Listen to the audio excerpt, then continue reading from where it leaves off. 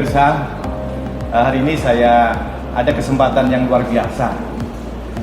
Kita ketemu seseorang, boleh dikatakan kiai, boleh dikatakan akademisi, boleh dikatakan pengusaha, karena semua itu melekat pada beliaunya ini.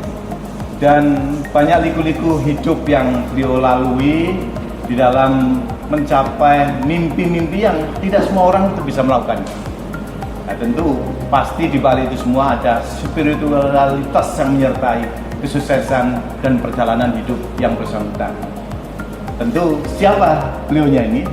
Beliaunya adalah Dr. Kiai Haji Muhammad Sultan Amin. Saya kira namanya ini tidak asing bagi para pelaku usaha, bagi juga pelaku pendidikan, karena beliaunya ini susah untuk kita menyebut sebagai seorang pengusaha, seorang kiai, seorang ustadz, maupun juga seorang yang memang concern di dalam bidang pendidikan. Ya, tentu ada perjalanan waktu yang mungkin bisa menjadi pelajaran bagi kita semua, Pak Sultan. Mungkin hal yang bisa disampaikan kepada publik bahwa ada kekuatan lain di balik itu semua mungkin ya, dari sekian perjalanan waktu yang Pak Sultan lalui. Saya manggil Pak Sultan atau Pak Dokter atau Pak Kiai? Terserah. Ya, saya mungkin pemirsa bisa diberi cerita dalam runtut perjalanan itu, dan kira-kira apa dari sekian itu tantangan yang mungkin perlu untuk menjadikan pelajaran bagi semuanya. Terima kasih Mas Sudi, pemirsa yang dirahmati oleh Allah. Saya bersyukur hari ini diberondong dengan beberapa pertanyaan oleh Mas Sudi seperti adik saya ini. Ya, kalau saya ditanya, dulu itu kan orang desa seperti saya itu kan tidak banyak punya cita-cita, karena dulu kan tidak pernah kan guru kita itu kan menanyakan apa cita-citamu, masih sangat-sangat tradisional sekali. Jadi sambil berjalan saja, saya merasakan di kehidupan saya itu kan memang agamis ya, terutama Muhammadiyah itu sudah saya rasakan sejak kecil. Kemungkinan besar yang saya rasakan karena saya sering diajak oleh kakak-kakak saya ikut pengajian, ikut mendatangi tokoh-tokoh agama kita, maka mindset itu kelihatannya sudah melekat di diri saya. Sehingga sejak awal kalau orang dari SMA itu kan kepingin kuliah, bahkan saya kepingin memperdalam agama, kontor dulu, meskipun kontor tidak sampai tuntas. Dari sanalah saya memulainya, Mas Suli. Ya, awal sekali saya jadi TU SMP Muhammadiyah, SMP Muhammadiyah, SPG Muhammadiyah di Sidoarjo. Tapi cita-cita besar saya harus kuliah kan, meskipun saya tidak bisa ke negeri, dan alhamdulillah sore hari saya bisa kuliah di IKIP Muhammadiyah dulu itu kan ya, baru dibuka, dan malam hari saya tidur di sekolahan. Pagi saya menjadi TU, yaitu saya jalani sampai sarjana muda.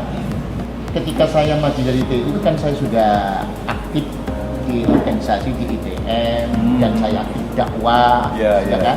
Oleh di kantor itu kan saya jadi mubalik ala kampung begitu kan, sehingga kuliah 4 semester itu saya minta kepada wakil kepala sekolah dulu, saya minta ngajar. Wah, saya dicemooh, kuliah baru semester tingkat 2 sudah mau ngajar bagaimana? Ya, saya kan harus promosikan diri dulu. Saya bisa menjual diri saya dalam artian yang baik. Saya dulu Bu biasa pengajian dengan ibu-ibu, khutbah Jumat, khutbah Id, masa ngajar anak sak piye saya nggak bisa begitu. Itulah akhirnya tantangan itu diterima dan saya bisa mengajar. Alhamdulillah mulai naik tingkat saya jadi guru, TU-nya saya tinggal, terus lantas saya bisa menikah di Surabaya. Nah, soal pagi sore bisa ngajar, terus sore malam saya bisa meneruskan untuk S1-nya. Dari sanalah saya memulai, lantas terus saya pernah jadi dosen di Unmu begitu kan. Nah, alhamdulillah itulah awal daripada perjalanan hidup saya. Ketika kemudian concern di bidang dakwah sebagai seorang mubalek, Meskipun dalam tanda petik ya, ketika itu orang masih menganggap belum saatnya kok sudah kemudian jadi minta mengajar dan sebagainya. Ya. Terus kira-kira kemudian muncul sebagai seorang pengusaha itu apa? Nah, itu dilalah kersani Allah, gitu kan ya. Saya ini kan gak pernah mimpi jadi pengusaha, anaknya petani, kakak-kakak saya pegawai, cita-citanya yang ingin jadi pegawai, dan alhamdulillah, mesti kalau tes pegawai negeri apa nggak pernah diterima saya. Ya kan? Iya. Malah kedua kakak saya itu di BRI gitu, Mas, mbok saya masukkan BRI gitu kan ya. Jangan, nanti dua kakakmu masuk di BRI, nanti kalau BRI-nya tutup semuanya akan tutup gitu. Ya enggak. Ya saya percaya Allah ikut terlibat dalam kehidupan saya, karena saya kan niatnya baik semua kan. Kalau selama orang itu ada kebaikan di situ, insya Allah tangan-tangan Allah itu ikut terlibat. Tapi kalau maaf, kalau hal-hal yang jelek, Tuhan akan meninggalkan seseorang itu. Kalau kamu berbuat baik, ya tentu kebaikan itu akan menyertaimu, gitu kan ya. Nah, istri saya itu kan dari keluarga bisnis, meskipun bisnis kecil-kecilan kelontong gitu kan. Dia dari analis medis gitu kan. Dia juga sama mindsetnya, karena jadi tidak ingin kerja, jadi ngelamar kemana-mana juga nggak gitu. Ya mohon maaf sama ibu mertua, kamu di sekolah kan sampai D3 analis kok masih nggak mau kerja gitu. Dulu ketika saya tanya, aku ingin membesarkan anak-anak saja mas, nanti kalau sudah dewasa saja saya ingin kerja. Itu cocok dengan saya, alhamdulillah. Nah, karena analis, lantas diajak temannya untuk mendirikan lab ini, dan alhamdulillah bisa berkembang. Nah, kalau Mas Suli tanya nilai spiritualnya, ketika saya tidak punya modal, tanya kepada kakak-kakak saya yang laki-laki itu, ada 3 orang yang sudah berumah tangga, sudah punya kerja, sama usaha, ya sudah lah, kamu jual itu, ada warisan dari orang tua, asal adik yang sama-sama bapak beda ibu itu kamu kasih haknya, dan ibu tiri itu kamu kasihkan haknya. Oke mas, saya hitungnya nanti. Nah, lantas ada teman dari ayah saya itu, ya jamaah kami di desa itu kan, datang pada saya, dek ngapain jual sawah? Orang jual sawah itu satu kalau tidak bangkrut, kedua ada friksi dengan keluarga, itu nggak mungkin akan jual sawah. Saya jelaskan bahwa saya jual sawah ini untuk usaha. Insya Allah kalau usaha saya itu berhasil, berkah, bisa bermanfaat untuk dakwah. Wah, kalau sudah begitu saya doakan deh. Saya ajak seluruh jamaah untuk mendoakan keberhasilan Anda. Alhamdulillah lah mas. Jadi terus alhamdulillah lah belum bisa bisa berkembang. Ya, hampir semua provinsi ada semua cabang ya. Kota ada, lantas kami juga bisa mengembangkan sekolah, begitu kan. Kami mengembangkan sekolah juga cita-citanya, karena sekolah Mas Suli juga sama-sama dulu. Sekolah-sekolah kita itu kan dikritik habis-habisan kan, bahwa anak-anak kita itu kan kayak robot begitu kan. Adakah hal yang paling istimewa ya? Iya. Ya ketika perjalanan menjadi pengusaha itu. Di laboratorium itu dulu nyonya saya pernah begini, darah orang itu kok nggak diperiksa, kok hanya cuma dilihat, kalau putih, kalau tidak keruh berarti orang ini sehat, normal, tapi kalau keruh baru nanti diperiksa. Kami sebagai dai yang menyuarakan kebaikan, ta'muruna bil ma'ruf, lebih-lebih wa anil munkar ya, menyebarkan kebaikan dan mencegah kemungkaran.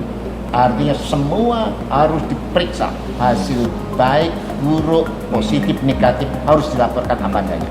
Membangun nilai-nilai itu harus kita bangun, bahwa orang sakit apapun itu layani dengan sepenuh hati, hargai dia, layani dengan baik, karena mereka itu butuh pelayanan kita, butuh sentuhan kita. Itulah maksudnya nilai-nilai yang kami bangun, meskipun ini ada nilai-nilai kompetitifnya, tapi berkompetisi.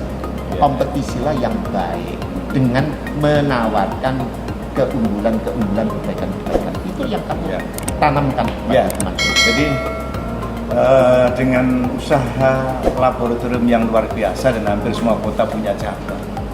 Ya, kenapa tiba-tiba kok mendirikan sekolah yang kemudian bercirikan orang yang mengatakan sekolah alam ya. Kemudian beralih ke itu kan dunia saya, dan ada lagi-lagi nyonya itu kan basicnya kan dari sejak kecil kan basic entrepreneurship, meskipun pedagang kelontong bapak ibu mertua. Tapi kritisnya orang pebisnis itu bisa kita lihat bersama. Jadi ketika anak-anak sekolah berangkatnya dengan berat, dengan tas bawaannya itu, pulang dengan keloyoannya itu, PR-nya yang menggunung itu, lantas nyonya yang mengajari anak-anak itu di ilmu sosial dan agama, ngaji, bahasa Arab, agama itu bagian saya. Nyonya itu lantas tanya pada saya, Mas, ada nggak sekolah itu yang tidak membebani anak? Satu. Yang kedua, sekolah itu menjadi rumah kedua anak. Anak itu jadi kerasan di sekolah, jadi nyaman. Jadi tidak ketika anak-anak hari libur, senangnya begitu kan? Nah, itu kan bukan menjadikan rumah kedua. Berarti selama ini ketika sekolah itu jadi beban kan? Nah, ya saya mengatakan, di mana ada sekolah yang begitu istriku? Enggak ada. Om saya dididik selama ini ya anak-anak dengan UNAS itu kan orang tua sudah popo, sudah sutris, anak-anaknya lebih sutris. Kami lantas mengumpulkan teman-teman. Kalau gitu kita buat sekolah alam yang secara alamiah adalah mendekati anak-anak adalah dengan dunia anak. Yang kedua, anak-anak diperkenalkan dengan habitat sesungguhnya yang sudah mulai rusak, yang mulai tercerabut. Kelihatannya kok semua itu kok lancar-lancar saja. Saya kan tidak tahu, apakah pernah ada kegagalan dalam kegagalan bisnis? Adakah cerita kegagalan bisnisnya? Cerita kegagalannya itu sih ada, tapi kan nggak teriak-teriak kan, itu saja kan. Tapi ya liku-likunya dalam orang usaha itu ada. Tapi kan ya alhamdulillah kami merasakan itu Allah itu saya diuji termasuk diuji dengan kelancaran itu. Tapi itulah yang lantas kami syukuri, begitu kami syukuri. Saya berimbang aktif di organisasi. Yang kedua, anak-anak juga kami train, ada yayasan 1000 Senyum, dan itu bentuk-bentuk kesyukuran kami, begitu kan, sehingga bahwa lancar itu jangan Tuhan itu nek jare wong Jawa ngujo aku, begitu kan ya. Maka itulah kami siapkan. Kalau gitu kesyukuran kami harus kami tambah. Banyak orang itu mengatakan orang itu apakah jadi petinju atau pesilat. Kalau petinju itu kan selalu digenggam. Dengar-dengar kan Pak Sultan ini seorang jadi pesilat. Jadi nyah gitu. Kira-kira rumusan itu mungkin sudah dirumuskan ya, berapa persentase sedekah, berapa anunya dari sekian, dari zakatnya sekian. Apakah itu dari rumusan usahanya itu sehingga mungkin Allah itu kemudian melimpahkan? Ini kalau saya upload di muka umum gini saya khawatir nggak enak. Material ya. Tapi itu setidaknya bagian menjadi spirit bahwa di dalam usaha itu menyertai hak-hak yang memang harus diberikan kepada orang lain. Dulu, ini terus terang saya belajar dari ibu saya itu ketika ada orang buta tidak punya sanak keluarga tidurnya di masjid, kalau sudah datang ke rumah itu, Ton itu loh langgananmu, tanya dia mau makan tidak. Persomongannya biasa kan, terus kalau dikasih ya mau, kalau enggak ya enggak apa-apa. Itu kan membuat pembaturannya. Tapi saya dengan sabar melayani dia, gitu kan, melayani dia dengan baik, begitu kan. Dan yang satu Mas Suli, ketika saya di Surabaya jadi mubalek itu, yang rambutnya enggak terurus dengan bagus, ya pagi sore ngajar, malam kuliah, terus jadi mubalek sepeda motor gitu kan. Itu yang menyentuh saya itu. Nah, mungkin teman-teman lihat mubalek kayak saya ini kan lantas dikasih saku dan sebagainya begitu kan, saya terima dengan baik gitu kan. Saya ceritakan nyonya itu, wah nyonya itu terus terang aja agak marah.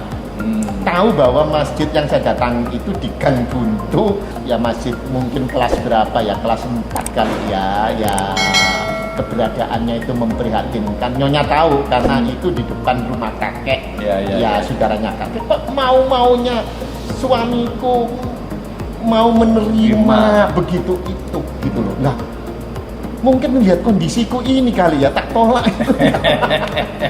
Ya jadi paksa-paksa untuk menerima begitu kan ya. Ah sudah, kalau begini saya yang ngumpulkan, nah, begitu kan. Sudah kalau begitu dikasih, diterima saja semua, dikumpulkan.